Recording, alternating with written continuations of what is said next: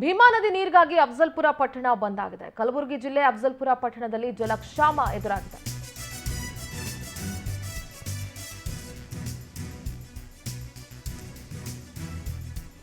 ಕಲಬುರಗಿ ಜಿಲ್ಲೆ ಅಫಜಲ್ಪುರ ಪಟ್ಟಣದಲ್ಲಿ ಜಲಕ್ಷಾಮ ಎದುರಾಗಿದೆ. ಉಜ್ಜಯಿನಿ ಜಲಾಶಯದಿಂದ 5 ಟಿಎಂಸಿ ನೀರು ಬಿಡುಗಡೆ ಮಾಡಿ ವ್ಯಾಪಾರಸ್ಥರು, ಸಂಘ ಸಂಸ್ಥೆಗಳು, ಸಾರ್ವಜನಿಕರು ಬೆಂಬಲವನ್ನ ನೀಡ್ತಾ ಇದ್ದಾರೆ.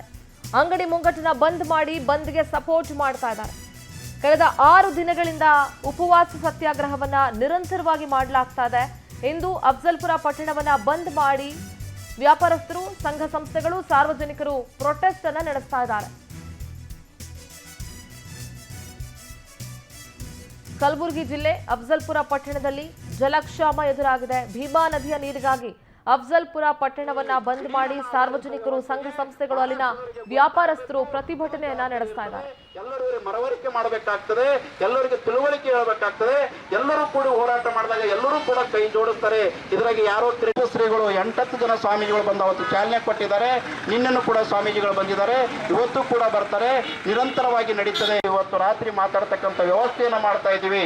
ಸಾಧ್ಯ ಆದಷ್ಟು ಸರ್ಕಾರದ ಮೇಲೆ ಒತ್ತಡ ಹಾಕುವಂಥದ್ದು ಇದರ ವಾಸ್ತವ.